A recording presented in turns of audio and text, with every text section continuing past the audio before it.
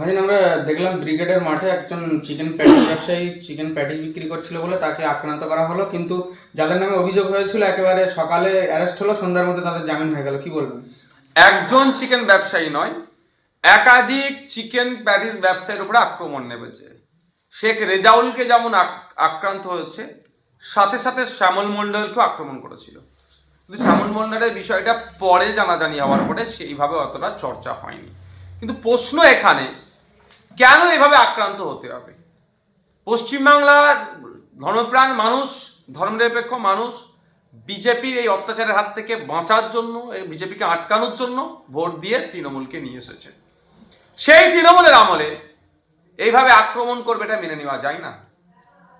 আমি যদি এবার কেউ বলে যে ওখানে হচ্ছিল, এখানে বিক্রি করা উচিত অনুচিত, ভাই তাকে তো বলে পাঠিয়ে দিয়ে দরকার ছিল, ভাই এখানে বিক্রি করবে না, সরে যাও।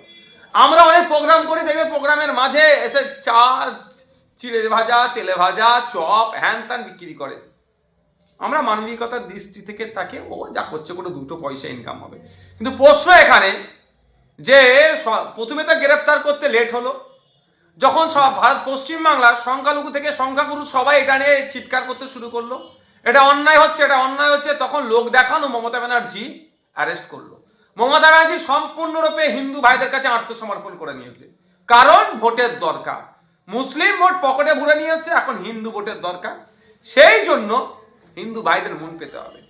আর না অ্যারেস্ট করলে মুসলমানরা ক্ষিপ্ত হয়ে উঠছিল, সংখ্যাগুরুরাও ক্ষিপ্ত হয়ে উঠছিল, তো এদের মলম লাগাতে হবে আর এদেরকে বাড়তে দিতে হবে আলাদা। সেই জন্য কি দেখলাম, যত দেরি করলো গ্রেফতার করতে, তত তাড়াতাড়ি জামিন পেয়ে গেল। কি কি ধারা দিয়েছিল আমরা ভুলে যাচ্ছি না। ওয়াকফ সংশোধনী আইনের নামে মিথ্যা মামলা দিয়ে এখনো অনেক মুসলিম ছেলেকে জেল খাটাচ্ছে মমতা ব্যানার্জি। ওয়াকফ নিয়ে আন্দোলন করতে গিয়েছিল, আমার নামে 5টা মিথ্যা মামলা দিয়েছিল, জামিন অযোগ্য মামলা, এই মমতা ব্যানার্জির পুলিশ।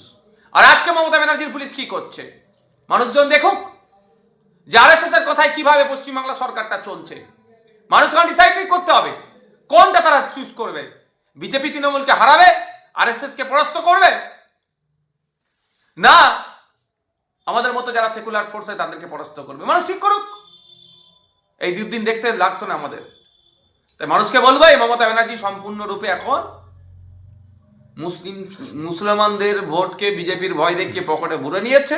এখন হিন্দু ভাইদের ভোট লাগবে, হিন্দু ভাইদের মন পেতে হবে। সেই জন্য সমস্ত ক্ষেত্রে দেখুন দীঘা থেকে দার্জিলিং মন্দির তৈরি করতে ব্যস্ত।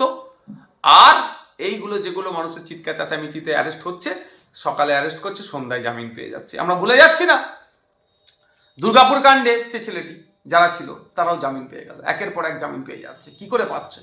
যেখানে মিথ্যা মামলায় 3 মাস করে 6 মাস ধরে আটকে রেখে দিয়েছে, সেখানে কিভাবে জামিন পেয়ে যাচ্ছে? ভাইজান, এই ব্যবসাদাররা যারা গ্রেপ্তার এবং মারধর করার গ্রেপ্তার হলো, মুখ্যমন্ত্রী তিনি প্রচার করছেন, দেখলেন তো গ্রেপ্তার করে দিলাম, তারপরে কিন্তু জামিন পেলেন, কি বলবেন? দেখলেন তো গ্রেফতার করে দিলাম বললে মমতা ব্যানার্জির ফেসবুক পোস্টে এটা আলাদা করে, তাদের পার্টির ফেসবুক পোস্টে আলাদা করে ভিডিও পোস্ট হয়েছে। যখন পোস্ট করেছে তার আগে আবার জামিন পেয়ে গেছে। মানে এই দেখলেন তো গ্রেফতার করে, এটা বলতে লাগবে কেন? এত টাইম লাগবে কেন?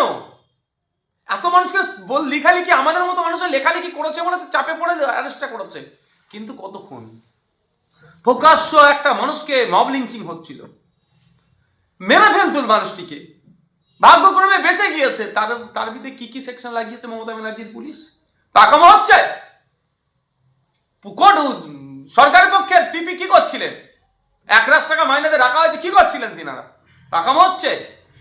বিজেপির কাছে বার্তা দিল মমতা ব্যানার্জি যে কিছু মনে করো না, পশ্চিমবাংলার সংখ্যালঘু থেকে সংখ্যাগুরু মানুষেরা এটা নিয়ে খারাপ রিয়াক্ট করছে, আর মুসলিম ভোট হাত থেকে বেরিয়ে যেতে পারে, এই একটু ধরছি, সকালে ধরছি, সন্ধ্যায় ছেড়ে দেবো, এই বার্তা দিল। এটাই মুসলমানরা বুঝুক, দলিতরা, আদিবাসীরা বুঝুক, পিছিয়ে বর্গের মানুষরা বুঝুক, সংখ্যাগুরুরা বুঝুক যে পশ্চিমবাংলায় মমতা ব্যানার্জি সরকার চালাচ্ছে, বিজেপি সরকার চালাচ্ছে, এটা বুঝে নিক।